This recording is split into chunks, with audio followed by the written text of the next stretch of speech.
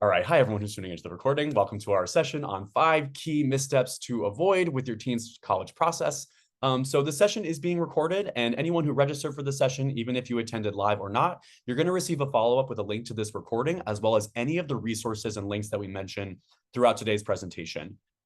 There's captions available at the bottom of your screen if you are hearing me talk more quickly and want to have AI read my lips a little more. So that's available for you. This is a Zoom webinar style presentation. So rather than, you'll notice that there might not be there's not a comment or a chat box like in a typical Zoom meeting. But what there is a Q&A box at the bottom of your screen. So if you see it there, that's a place where you can ask any of us panelists any questions throughout the presentation. We're all going to be rotating through our different 5 tips. So while one of us is speaking, the others will be in the Q&A answering any questions that you have. And then ideally, if we don't run too long, which that's more of a note for myself to not go too long with my section, we'll make sure to spend some time at the end covering some questions live as a group and answering the things that come up most thematically with what you want to know more about, which is most likely supporting your child. And then lastly, one thing that we would love for you to do for us to get to know you, if you would take a look in the Zoom chat. I'm just sharing in there a link to a Google form. It's a survey that we send out at any of the live sessions that we do at College Essay Guy. And it's just a chance for us to get to know a little bit more about who you all are, where you're coming from, what grade your child is in, what part of the world you're tuning in from, what would be the most helpful from us at College Essay Guy. We do a lot more than just essay support. We do a whole bevy of things when it comes to college support, finances, list building, the whole 9 yards. So please do fill that out and let us know a little bit more about who you are, how we can help you. And one of you who does fill it out will be sent in the mail a copy of Ethan Sawyer's book. He's the College Essay Guy. It's called College Admissions Essentials. So please do fill that out. And without further ado, I'm going to pass the mic to my lovely colleague, Morgan, to kick us off. All right. Thank you so much, Tom. Welcome, everybody. Great. We're on the next slide. Okay, here's our team. This is our group introduction for this evening, so you can get a feel for who we are and who you're listening to as we speak. We do warn you against doing math on our ages, but it's fun to see that we have over 150 collective years of experience in the college admissions field. And on this slide, this is sort of the formal slide, so you get a feel for the colleges, universities, and schools that we have worked at before joining the CEG team. And on this next slide, this is a little bit more fun. This is a little bit more playful. And this is important because this gives you a little bit of the feel for the College Essay Guy sort of vibe, and that we're values driven and that we're real people with genuine interests. And so it gives you a little taste of who we are and who you're listening to. We tend to think about just sort of being grounded in expertise, but then also guided by our values. And hopefully that will come through in our presentation. All right, so here's a little sneak peek of our 5 tips. Don't read these and then leave because you got the 5 tips, because we're going to unpack them in each of our sections. But this is what we're going to be going through to give you a feel for some of the things we would just advise against doing. And I think a lot of our, commentary is around things you should do and sort of the positive view on great advice for families in the college admissions process. Okay, so just as a little bit of a warm up for you, a little bit of a teaser with some data. So you can see on this grid, and this is taken from our friends at College Matchpoint, some really great data here. This is important. This presentation is designed for parents. We're super happy if we have counselors here. If we have students here, we're even happier. But this is important for parents who will be going through this process with your students, with your children, to look at the difference in acceptance rates as they've changed over time. So this is a 20-year difference. And for some of us, that feels just like yesterday, 2004. And so you can look at your sense of like how hard or easy it was to get into places 20 years ago. And some people haven't thought much about this until the children start to go through the process. And it's good to reorient yourself to what is the data actually showing us today. So when you think about places like Harvard and Notre Dame, you might not think of them as being at the same level sort of acceptance rate, but you can see that now today that Notre Dame is at the rate Harvard was at 20 years ago. And that's important to see because it impacts so significantly the way students are read, the competition for these spots at schools. And this is not at all about sort of instilling fear in any way. This is from an educational standpoint, just understanding the landscape truly has shifted. And so having more nuanced advice around college planning is more important. I also think it can create a better situation for your student and your family when you understand the way the landscape has shifted, so that it's not as surprising if outcomes don't go the way you expected. And even when you're making decisions about things like early decision, for example, where will you apply early, is to see that some of the schools that used to be sort of within reach, right, might now be a little bit harder to reach. And that's true for everybody. So the students with the strongest profiles are seeing and feeling this. And the next slide gives you a feel for a similar sort of sentiment around application volume. At most schools you can see on this grid, if you start from the right side and you kind of read it that way, you can see from 2019 to 2024. So just in the past 5 years, you can see the increase in applications at most schools here and the corresponding decrease in acceptance rate. And it's interesting because if you go from 5 to 4%, those real numbers, right? That's real people that affects, but that percentage isn't that significant. But if you look at something like Georgia Tech as an example, going from like around a 20% acceptance rate to something like 14% is really a tangible sort of thing you can feel as decisions are unfolding. So coming into this conversation tonight, we just want to set that stage of, yes, the landscape has changed in the last 20 years. It's still incrementally changing in the last 5 years, and certainly with the effects of COVID.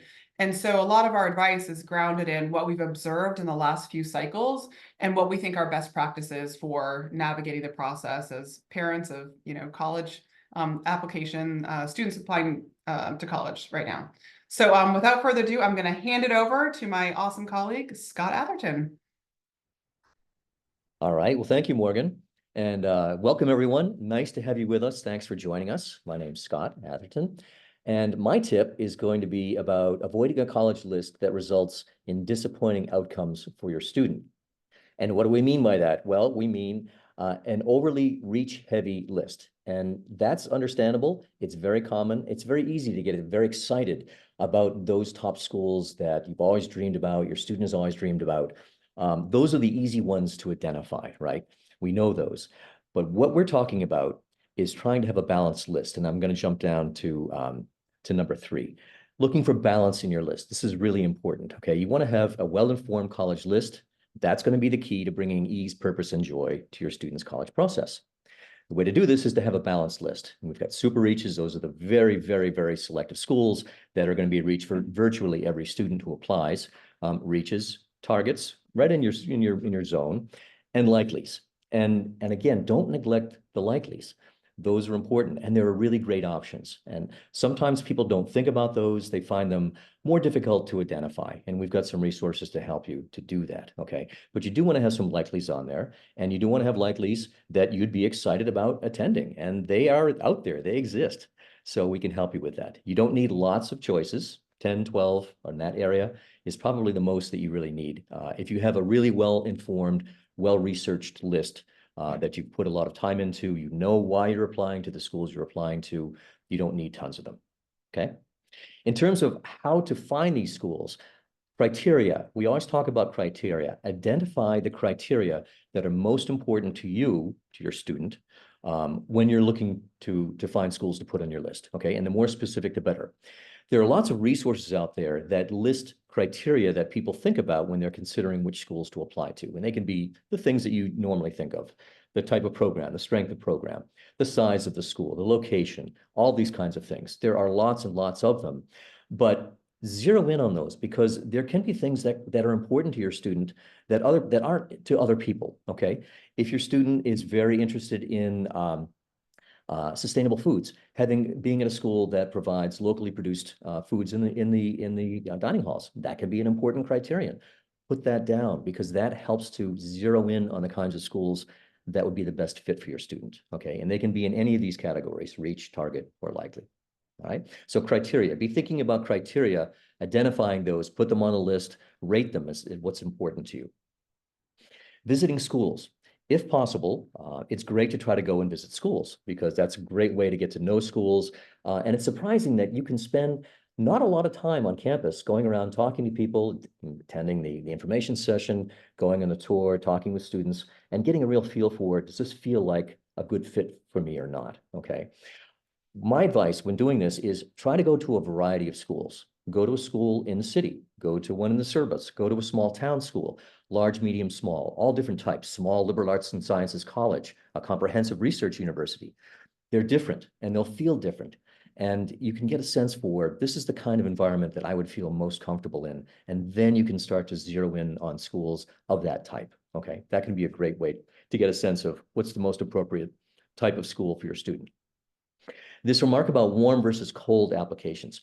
Basically, what that means, it deals with demonstrated interest. Okay, a warm application is an application in which the student has indicated interest in that school and made that known to that school. Okay, a cold application is one in which none of that appears. The student hasn't made any effort to get to know that school. The school doesn't see any evidence of the student being interested in them.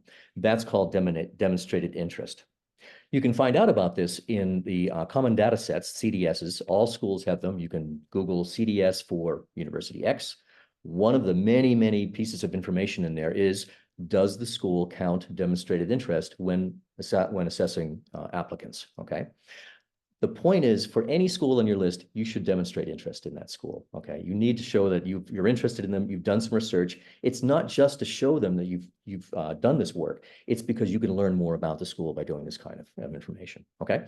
Ways to do this, you can put the school on your common application early on in the process. That may generate emails to you. Respond to those emails, read them, open them, sign up for webinars that the admissions office offers. This can all be recorded by the university and show that you have demonstrated some interest in them. My colleague Susan Tree has a great line saying, in which she says, for your likely schools, if you don't demonstrate interest, if it's a cold application, you are likely going to be on the wait list for that. So thank you, Susan, for that. All right. Be realistic about the admit rates. We just saw the chart. They have dropped. That is true. That's across the board, particularly for the most selective schools. And you can see that. They're the ones people think about. And those admit rates really have dropped over the past 10, 20 years. So be realistic about them. Okay. It's good to have those kinds of schools on your students list, but you also want to have the schools in which they really have a good shot, targets the likelies. Okay. All right, Renee, next slide. Here's some resources that might be helpful to you when you're developing that list, how to go about researching. College Essay Guy has all kinds of information, as you probably know, but there's one right here on how to choose a college. And there's lots of information about how to go about making good choices, getting good information to put those colleges on your list, okay? College Express, one of my favorite resources. This is this resource has done a lot of work for you. You can look up schools by any different kind of criteria. Certainly can be by major, it can be by location, but then they have ones like most underrated schools, the hidden Ivies, best schools for the B student, different kinds of categories like this, which really can be kind of fun to look at and very informative as well. So College Express, great resource. Colleges that change lives. This is one of our favorite resources. These are smaller liberal arts and sciences colleges.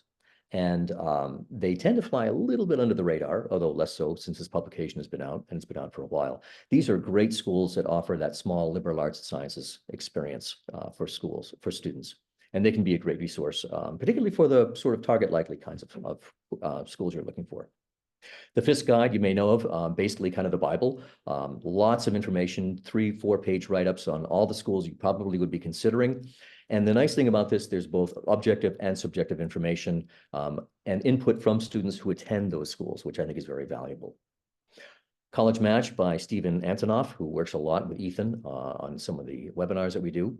A great resource for college matching, trying to find schools that are right for you. And then collegedata.com, which my colleague Tom told me about. Lots of free information, lots of data, basic data, not in depth, but lots of good and basic information on all US universities. You can just put in the search and they're right there. All right. So that's it for me. And now I will pass it over to my colleague, Susan Tree.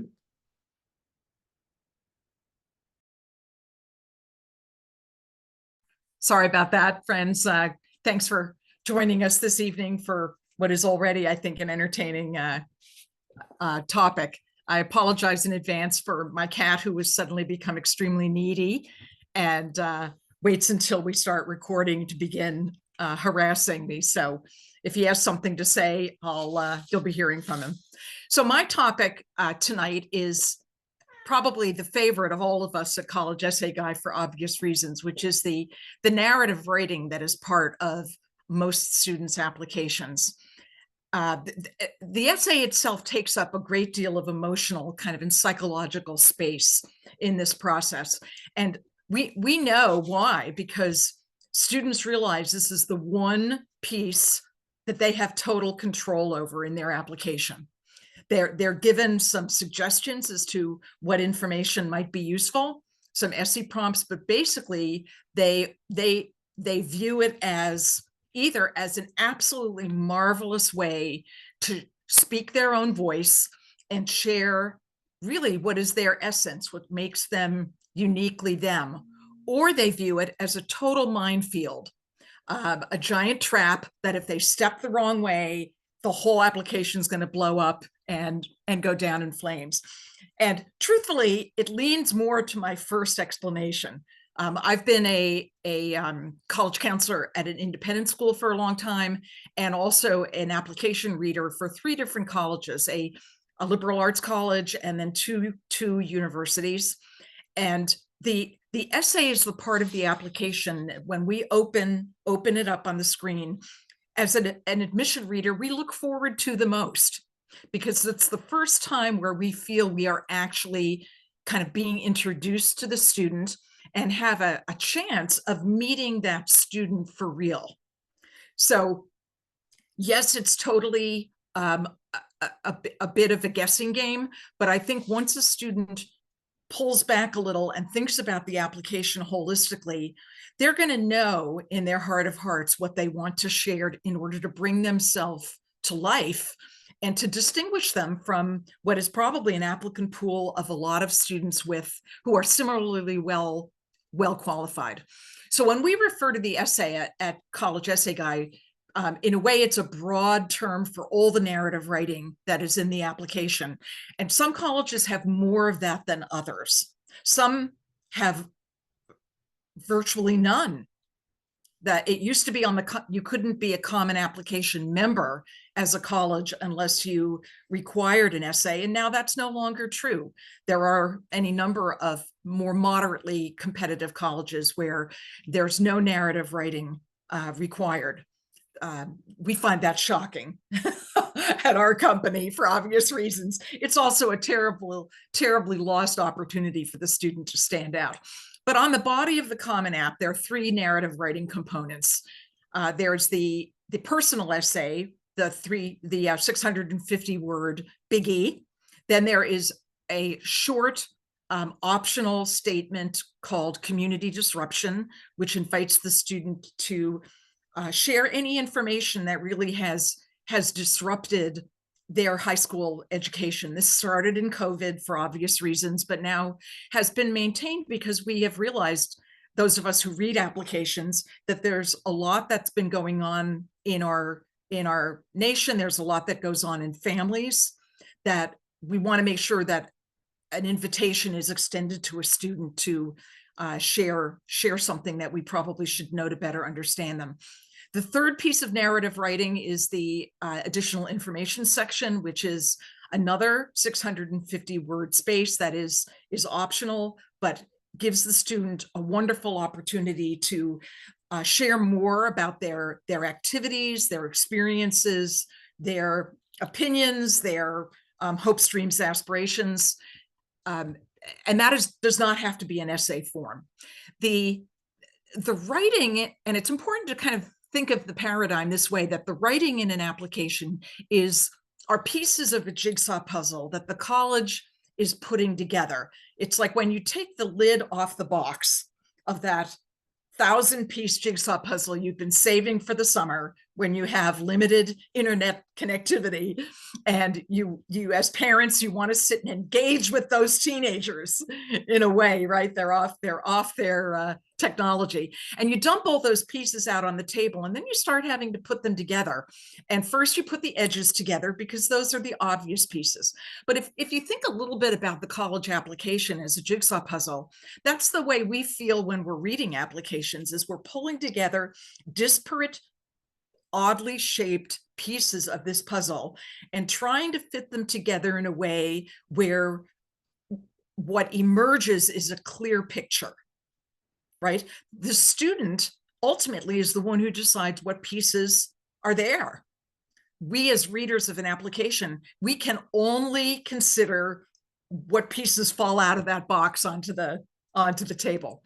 So you need to think a little bit about that. And I find that analogy is good for the kids when they think about how they can use their writing to be a clarifying and unifying piece of their application. The personal essay is first and foremost an essay. So the primary genre in which it's written is essay format. Now, within that genre of writing, there are many acceptable and good ways to write an essay. It does not have to be, 4 paragraphs, topic, sentence, supporting points, reflection, description, conclusion, but it can be. It can be. Sometimes students who are insecure writers benefit a lot by going back to their, kind of 9th grade essay training and think about a structure that will help them organize their ideas. The difference with this particular essay is that it has a very specific job and a very specific audience. And we can all guess what those are. They basically are, in a way, presenting a persuasive portrayal of themselves that will lead the reader of the application to understand them better and perhaps make sense of other parts of their application. So a good question a student has to say is, well, what do I need to help them make sense of? What might not make sense when they're reading as they consider the other pieces of the jigsaw puzzle, whether that's the transcript, the recommendations, the test scores, if they're there, anything else that's in there. So in a way, it's an example of being able to craft a good essay, whatever form that takes, and address a need that the audience may have when they are trying to get to know the author. Okay, so what is it? It's an opportunity to show that the student can write. That's why it's called an essay. It's not, please introduce poetry, dramatic dialogue, a graphic novel. Those things are cool. Don't get me wrong, but they probably are better off in the additional information section or a supplement, because they are being asked to write an essay. Although I have to say, I've read some very good essays that are bilingual, that are colorful, that are humorous, because they are reflecting something about the student's voice and personality that is very meaningful on the computer screen. Bring yourself to life, share values and opinions and interests, speak with your own voice, realize that this is evidentiary and that every piece of your application should be in there with a purpose. So if a student thinks of this as a purposeful piece of writing, bringing in evidence to complement the overall body of information is a wonderful perspective. Last point there is fill in the gaps. And families sometimes have things to explain. They've moved, they've suffered losses, they've enjoyed changes of fortune, they have gone through all sorts of the ups and downs of family and childhood life. And some of this may be very evident on the student's high school transcript. There may be ups and downs there as well. And this is an opportunity for a student to provide, in some cases, a bit of a roadmap to what those ups and downs are. My next slide is what the essay isn't. So we just talked about what it is, what it can be, what its potential can be. Now, what isn't it? So on the body of the Common App, Nothing is college specific. Okay, there is a place to be college specific, and those are called the college supplements. Once your student puts their list of colleges in the Common App, the Coalition app, if they're using one of those versions, then the individual colleges customized, up close and personal, questions and assignments will appear. I often refer to that as the uncommon half of the application. And I'll just come right out and say this, that it is very weighty. It is a very weighty and influential part of the application. Colleges know the first half is common. It's data, it's demographics, it's what the student is saying to all of their colleges. The second half, the college's supplement, and it may not actually be 50-50. It might be, the supplement might only be 10%, or it might be 80%. The supplement is deeply personal and customized by the college, hence the deep value that the college places on it. So there you go. The Common App essay is not college specific. The writing on the supplement created by that college is specific to that college. So think of it in two ways. This is not an entry in an essay contest. No one is judging the essay as a standalone piece of writing. Good writing always rules the day. You can't get away with that. Kids who are naturally good writers can do wonderful jobs. Kids who are not naturally good writers can do wonderful jobs, right? It's not the fancy schmancy dimension of the essay that attracts attention. It's the takeaway, the meaning, the takeaway, the voice. So it's not random. It's certainly not a place to kind of grind your axe. And every once in a while, students, they know not to be hateful, but they sometimes are really uncertain about how much of their growth story is appropriate to share in the application.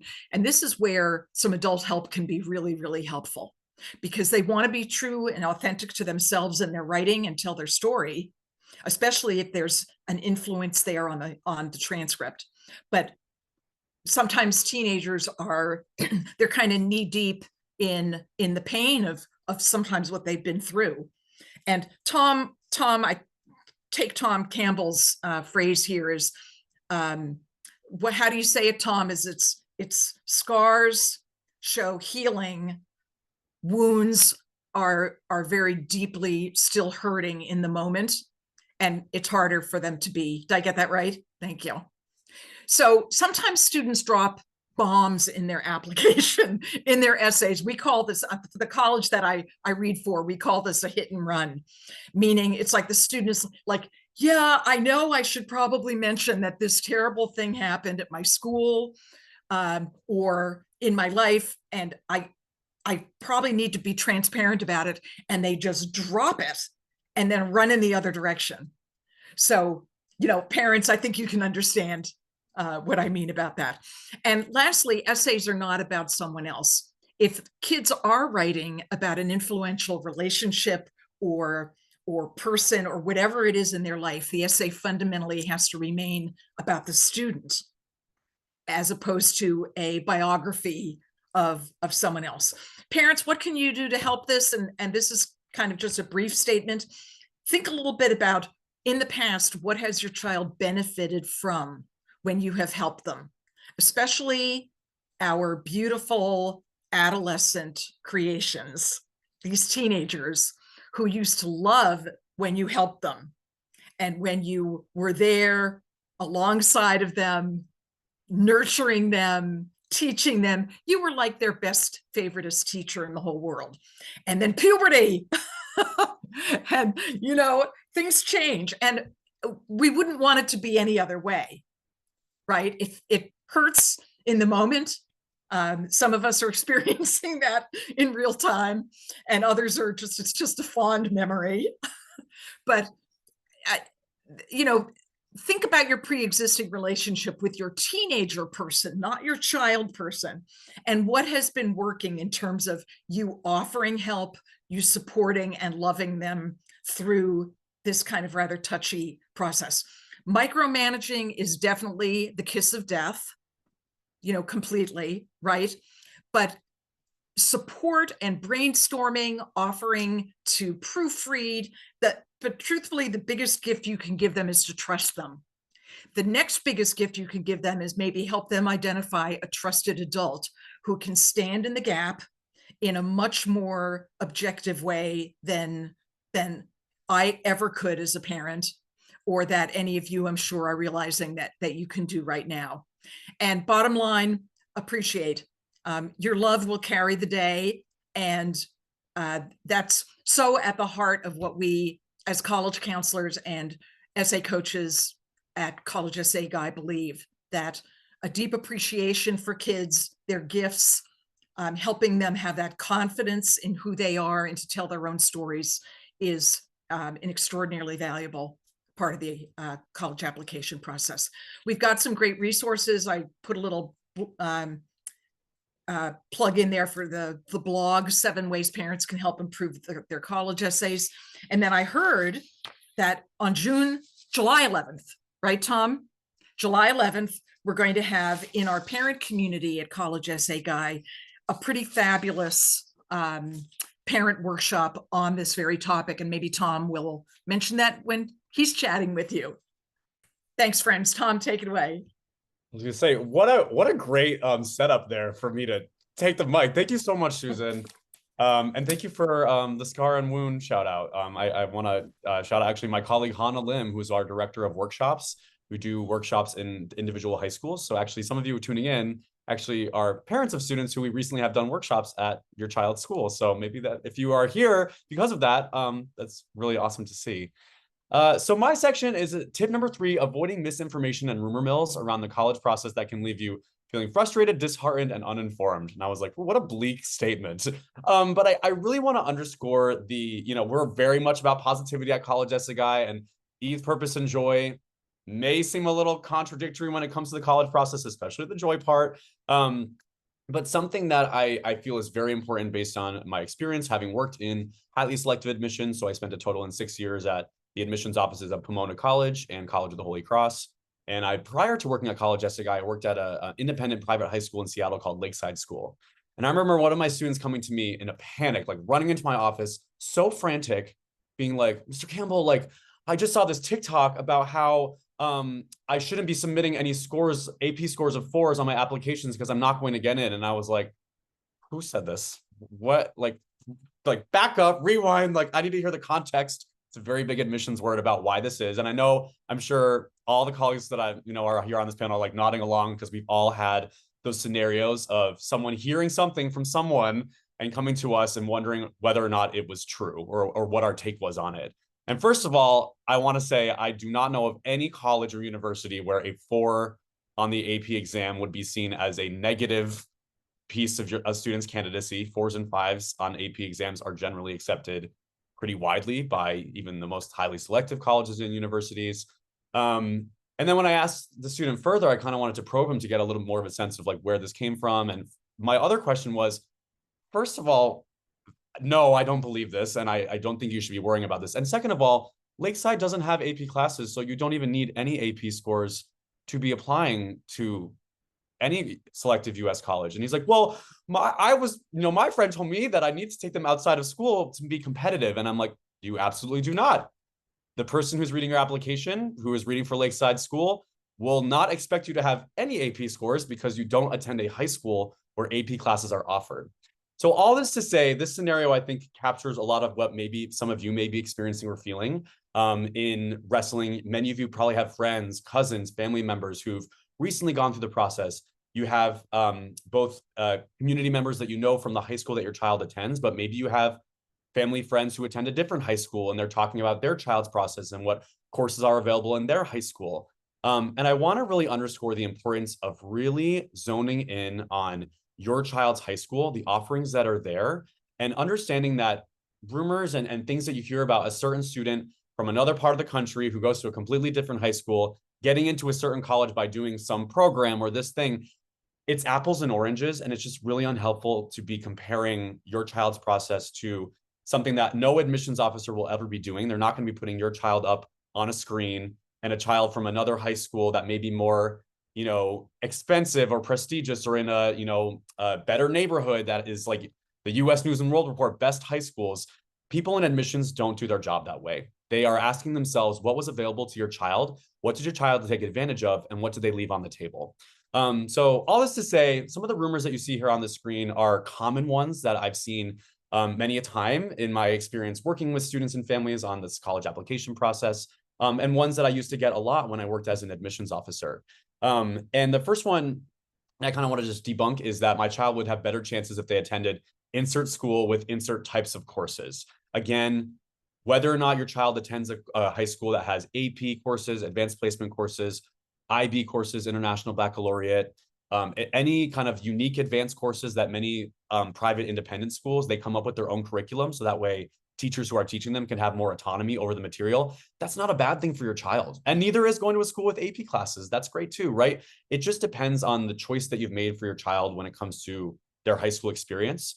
And that's not something that the admissions officer is judging them on. They are not evaluating them negatively for not taking advantage of something that wasn't available at their school. And another one here is, my child would be, if my, same thing, lots of high schools, because of how much, many students who are part of Gen Z are experiencing really high rates of anxiety, depression, mental health is becoming a really big challenge for educators and parents and guardians to help support their children, but also help, them with their future goals and aspirations and gain that autonomy. And something like course limits have been implemented in lots of especially high performing school districts to try and tamper down the excessive overloading of so many advanced courses to the point where your child isn't able to sleep. They're not able to have any energy or interest in doing things that they're excited about, like their activities or connecting with their friends, or things that are very, very healthy for social human development.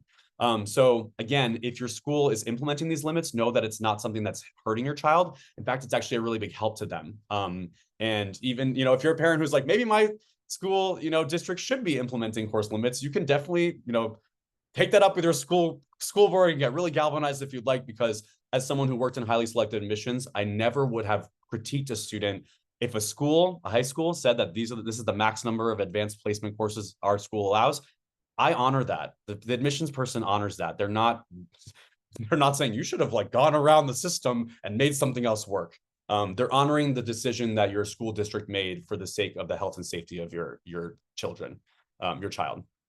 Test optional is a scam. That's another one that I, as someone who helped implement the test optional policy at Pomona College, used to work at Holy Cross, which has been a test optional school for a very long time, is sitting on a panel with someone who has been very, very invested in test optional admissions and knows it for quite a long time. One shout out to one Susan Tree. Test optional is not a scam. If your child, if testing is not their MO, if that's not the way that they shine the brightest, you can completely have a college admission process in this current landscape that has a wide range of highly selective, competitive colleges that don't require test scores at all. A lot of headlines are coming up, right, with even as of this week, new decisions like Stanford University announcing that they're bringing back their testing requirement, not for this year's students. So if your child's a junior, you don't have to worry about it with Stanford. But more and more colleges are announcing a return to testing, especially those more highly rejective competitive colleges, but not all of them, right? The University of California system, they remain test-free, test-blind. They're not looking at test scores at all for any of the students who are applying. And there are many other colleges that have these policies and are only evaluating what is available to the admissions officer to contextualize. So that's just an important thing to keep in mind. There are lots of resources and ways that we can support students on whether or not submitting their test scores makes sense for certain colleges that they're applying to, because at some schools, it will be additive. And at other schools, it will be a negative piece of their candidacy. So that's something that working with a counselor to kind of describe that nuance, because it depends, is really a big piece of the college process. And I definitely want to underscore that. I'm going to run through the rest of these pretty quickly because you probably get the gist that the it depends and context piece is a big piece of how people in admissions do their job. But it's really important not to think that certain things will guarantee a certain outcome. So, we, pride ourselves on having high quality information, accurate data. working with a team that has a lot of expertise. But there are lots of companies out there, that promise certain outcomes of we're going to increase your chances by 5 million% to be admitted at these types of colleges. And I would just say, be an informed consumer as you would with any, important product that you want to invest time and money on. College is no different, and college support is no different. So if you are looking for outside help, if you're looking for example, summer programs or ways to help your child stand out, when it comes to an extracurricular profile, I would just say to really have a critical eye and make sure to read, reviews, try to get a sense from trusted sources like your school counselor, like someone like our team at College Essay Guy. So that way you're not potentially investing in something that is setting up false promises. Unfortunately, we work you're navigating a college process that, yes, is about education, but there's also a very heavy-handed business component with the college application process and admissions. And it's just important to be informed of how that seeps in and can influence and quite frankly, exploit certain families who are really, really hungry for support and hungry for a way to stand out. And, it can be tempting to want to shell out for something that you think is going to result in certain outcomes. But I just really want to caution you about being wise with where you spend your time and energy and support in helping your child. So this is a slide that I just wanted to put up here to give you what I would say from my experience, and I would hope that my colleagues would agree, are some trusted sources that you can go to when it comes to high quality college information. I really want to underscore the importance of leaning on your child's own high school data when it comes to getting a sense for your child's admissibility likelihood at certain colleges and universities. It is not very helpful to go and just look up a general average GPA and a general average test score and solely base whether a school is a target, a reach, a likely, based on very generalized information. Because if you do that, your child has a completely unique grading scale that your child's high school uses. Some schools are more heavy-handed with A's than others, and the people in college admissions know that. They have data that supports these types of trends that different high schools offer. So things like scattergrams in Maya Learning or Score or other application management platforms that your high school may have access to will give you data about students who've applied from, for me, it would have been Cathedral High School. I would see for all the students who applied to Holy Cross, what the type of academic courses and grades I would have needed from Cathedral to be a competitive student at Holy Cross. So that's one tip I want to give you here. And then on the right, I would just say, please try to avoid, my friend told me this, that, like the student who came into my office, I saw it on a TikTok, right? There's this whole thing on YouTube right now of like the essay that got me into, it's students talking about the essay that got me into insert highly rejected college. And my whole thing is like, you may have been admitted in spite of the essay. And in fact, there are certain students, I did a webinar last week where I showed some clips of students who actually, they enrolled at a college or university and they looked at their admission file, because you can do that actually when you enroll at a school. And you can see notes and ratings that people in admissions left. It depends on how much the college redacts that information, but many of them actually were like, oh, the notes about my essay were that it was just meh, fine. But they were still admitted because they met important needs for that particular college. So all that to say, anytime someone's making a guarantee about I was admitted because I did this, or this was the essay that made me a slam dunk candidate, just know that there's a lot more to the story that Susan very, very well articulated, speaking of which, articulated very well on the previous section. And I just want you all to be informed consumers and not get sucked into the rabbit hole of misinformation and rumor mills, because I'm tired of rumors starting. I'm sick of being followed. To quote the great Lindsay Lohan, I never would have thought I would do that in a college admission presentation, but here we are. Passing the mic over to Renee to talk about finances. Okay, Tom, thank you. I really didn't believe that we would ever have a Lindsay Lohan quote in our presentation either. So very exciting. My name is Renee Ferrerio, and I am going to talk about financial considerations. So my tip is don't put off financial considerations until the end of the process.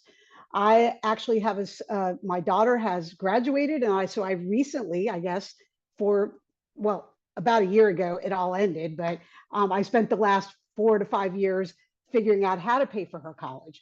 So one of the things that I notice as I'm working with students a lot, people seem to get almost mesmerized by these selective colleges that are on their list. And it's, as we've been talking about all along, it's totally understandable. These are the schools that are talked about in the media. These are the schools that are talked about in your neighborhoods, at the school that your student is attending, and on the school profile. And when you're, shopping schools, they might brag about the schools that they've gotten students into. So it's understandable that everybody in the country wants to go to these 75 to 100 schools.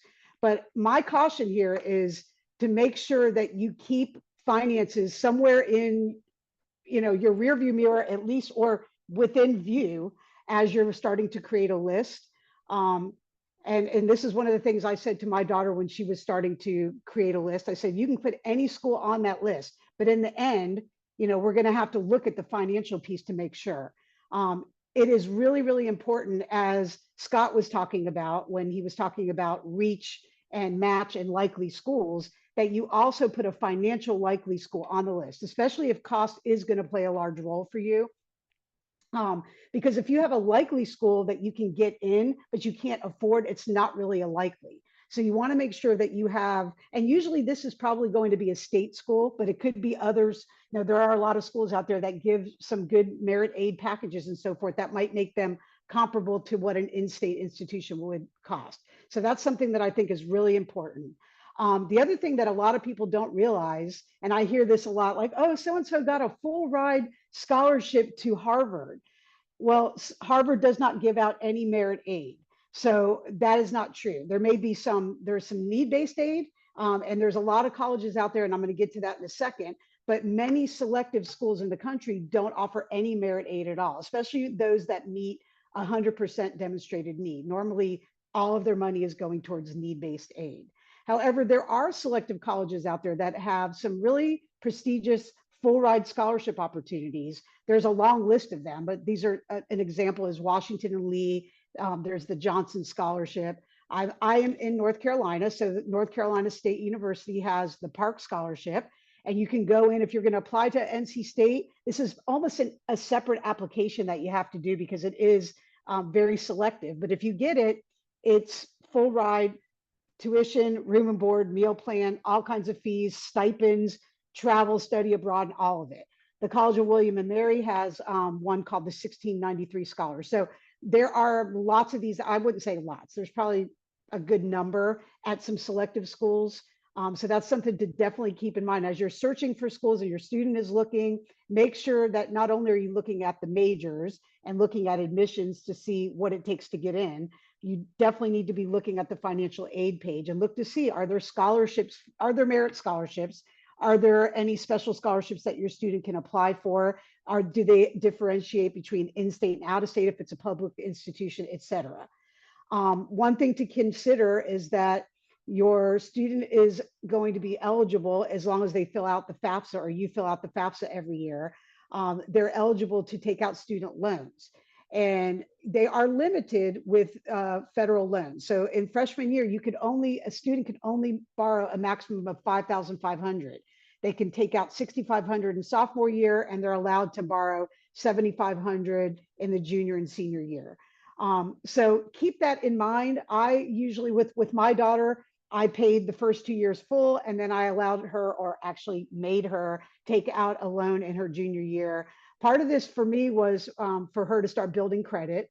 And the other was because she was in nursing, and I felt pretty sure that when she got a job, that the hospital that she works at would help her pay off her loans, which is what's happening. So it really helped us with that. But one thing that will be kind of dangled especially if you're looking at a very expensive school and you have a certain amount of money, and maybe your student can take out $5,500 in the freshman year, and then the rest of that money, you've got to figure out how to come up with it. And they will dangle a Parent Plus loan for you. So I'm just letting you know that they can be dangerous because you can borrow up to the cost of attendance. You do have to have credit. So there's a credit check. When it's a student loan, they can get it. There is no credit required. But with the Parent Plus loan, unlike a student loan, a federal loan, you can't really go into deferment.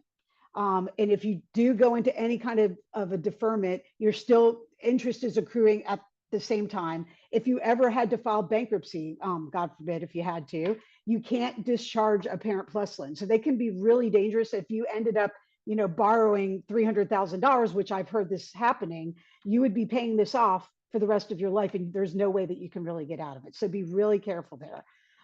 If you are a family that is low income, or you have a low income student that these students should be targeting schools that meet 100% demonstrated need. And we are going to share a resource that has a list of those schools.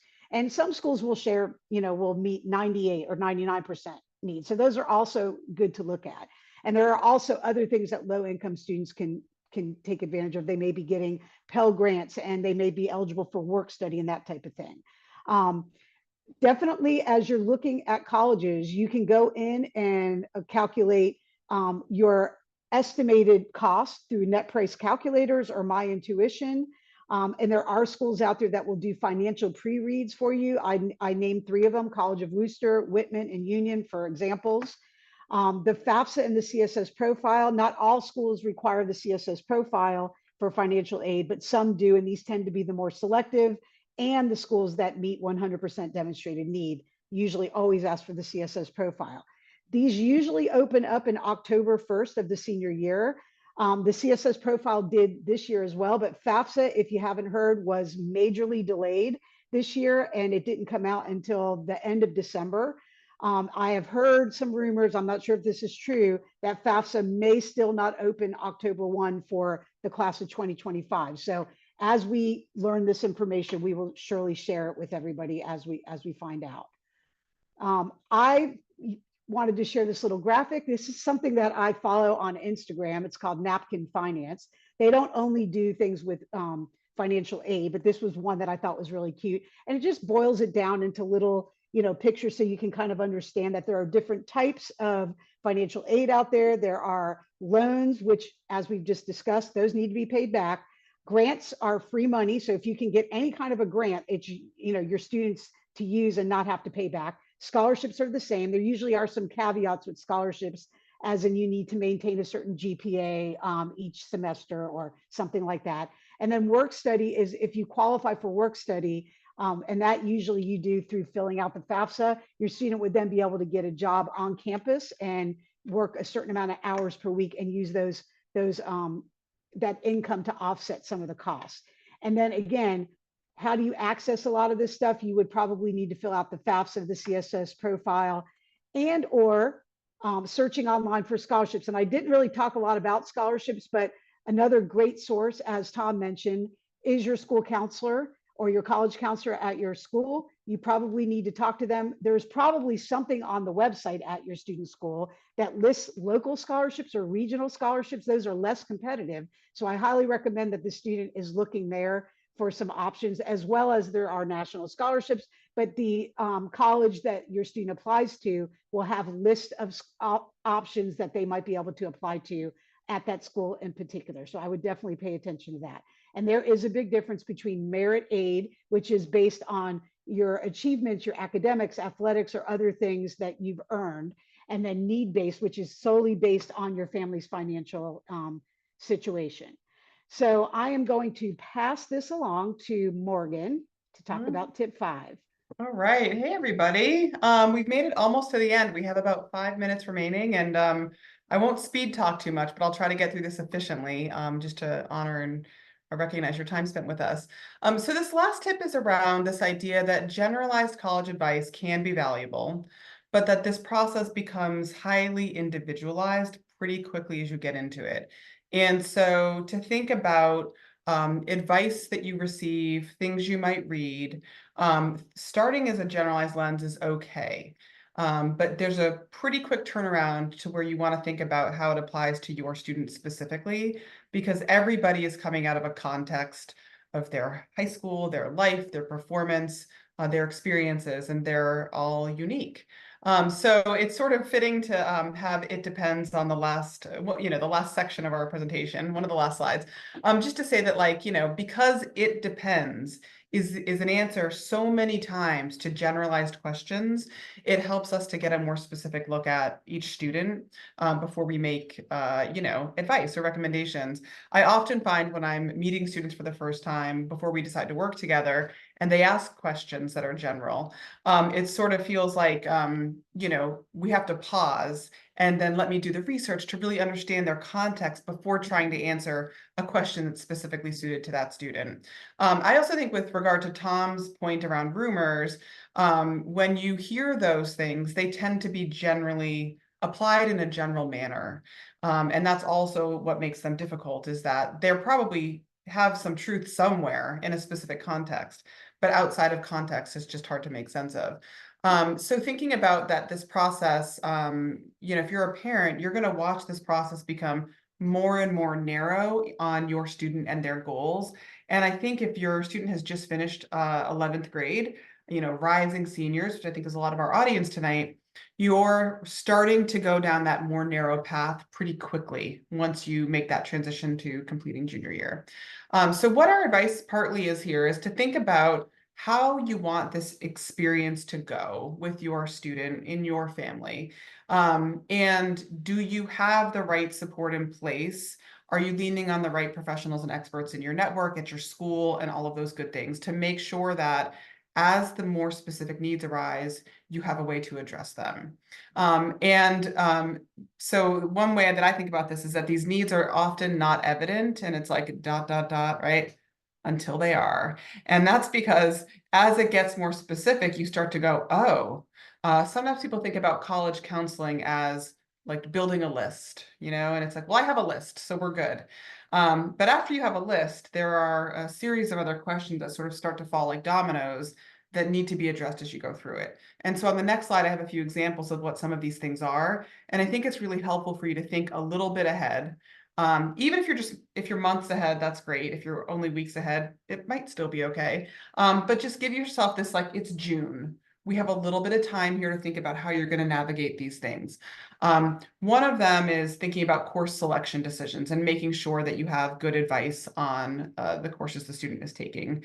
That's something that we would do annually with students, but it's certainly, it comes up every year. It just depends on whether you need guidance or advice on it. A lot of students like to have a confirmation that they're making good choices, and that's important for their confidence. One of the things that I think comes up a lot is this, support in the Common Application. So this bottom snippet I have in here, where I'm the advisor in my test account, you can see that you can invite someone to be an advisor in your Common App. And so that person, as a counselor, any of my students who make me an advisor, I can log in and look at their Common App and be able to provide feedback on it. I find that often that takes sometimes 2 or 3 rounds of feedback, not usually just one, for them to get, all the feedback on all the different sort of sections of the Common Application. So it's like, who's going to play that role for your student? That's a good thing to think about. Some parents are awesome editors and love getting in there, and they can be arm in arm with their child, and it's good to go. Sometimes that's like, I don't know, oil and water, or something that doesn't go well together. So just thinking about how to preserve a relationship with your child. Application strategies is another thing. At this time of year, a lot of students I meet with, rising seniors, they're kind of like starting to finalize the list and think about the strategies. Come, August, September, you're going to be in full-on strategy mode. And what we mean by that is typically things like, when do I apply? What application type do I use? Do I go through early decision for a binding application or not? And there's lots of good reasons on either side of that, right? It just depends on what fits you and your student the best. ED is a great strategy, but it's not the right strategy for everybody. And then there's things that come up along through senior year. These are hard to predict because whether or not they come up depends on outcomes of your applications. So things like when students receive deferrals, let's say from their ED school in December, usually the next thought is, what do I do? So making sure you're thinking that ahead of time, like if that should happen, it's better not to scramble in, the week before winter break, and to have a plan in place for knowing how you'll be supported through that. Some other things that come up that we often support students on are interview preparation. And I would say, and I know the team here can support this, what we've noticed in recent years is there's not a lot of notice before your alumni interview.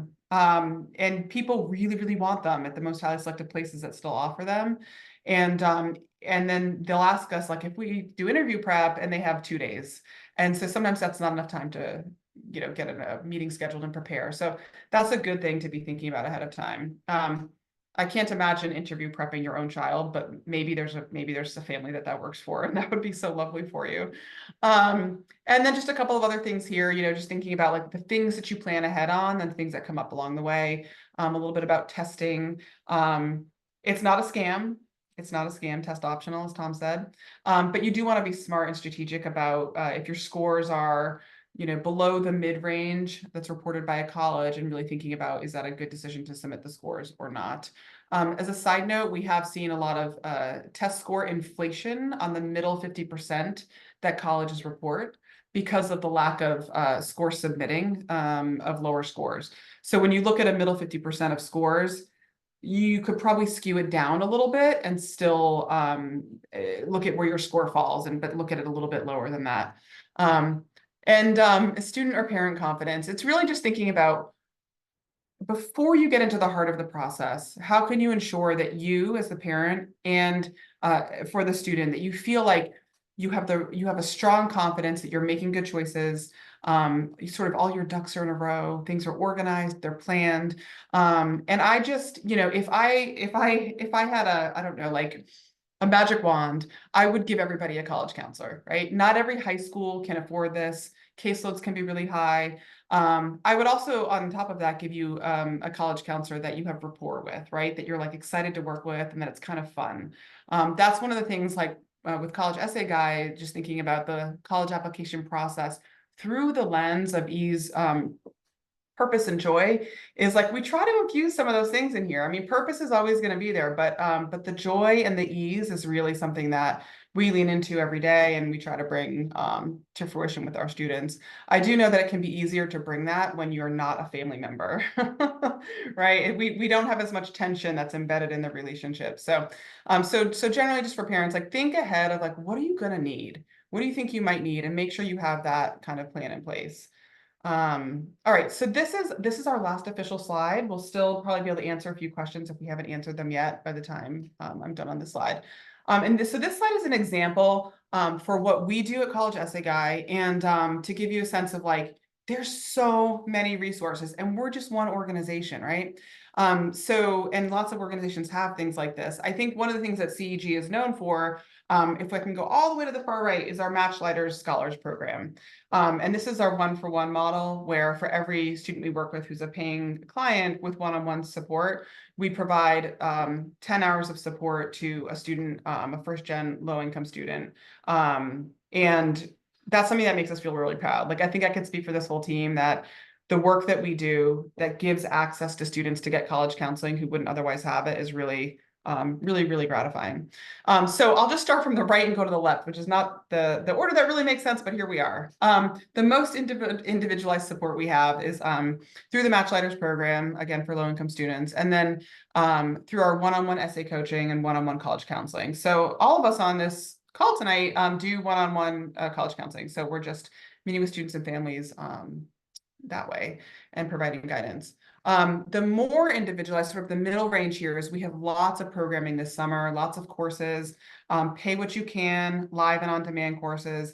And the personal statement course is one of the really big ones that that attracts a lot of people for the ability to have support on the essay and on the writing, but without it being a one-on-one coaching situation. And then really, like, for everybody, right, is this somewhat individualized piece. Which is actually Tom leads and coordinates our live essay review webinars. That's a lot of fun. If you ever want to see essay coaches in action, they're very brave to do that in real time. So that's cool. We have tons of webinars, podcasts. Our blog is amazing. If I had to put a plug in for the CEG blog, the deferral and waitlist post is like, it is a gem. I have students I'm working with sometimes read that, and then we talk about how to incorporate it. It's so thorough. And then also, just I want to point out, like, one of the things that we're known for as a company and organization is the free content on the website. People actually sometimes are like, I can't believe that this is all here. And so even we find ourselves as members of the team, we'll like Google College Essay Guy and then fill in the blank. Like, whatever your topic is on college admissions, you can often find it through, the CEG lens and the, values-driven mindset that we approach this with. So definitely lean on our website for lots of good information if you need that in the future.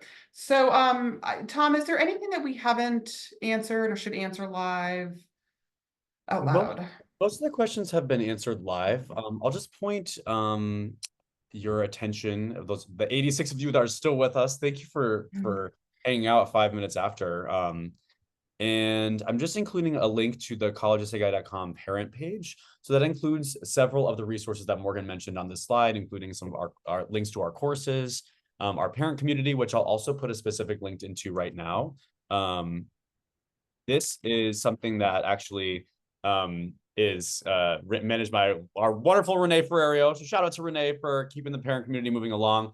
It's a chance for you to ask specific questions that come up with your child's process to our team of college admissions experts. So myself, Renee, Morgan, Susan, Scott, we're in there answering questions from families about their child's process. And we also offer multiple sessions per month that are smaller and more intimate than these larger webinars, where it can sometimes be harder to ask questions that are particular to your students' needs. So if you are looking for individualized support in that middle category, but the cost of, for example, a more one-on-one college counselor might be something that you're concerned about, the parent community is a great way to leverage our expertise and insight. And even like today, there was a mom who asked like for tips on lists of schools, targets and likelies and reaches for students who are interested in these types of programs and coming from this type of high school. And we were able to provide some particular specialized recommendations there for that mom. So yeah, I think beyond that, I believe we've wrapped up. There are a few questions coming in. I'm going to pause the recording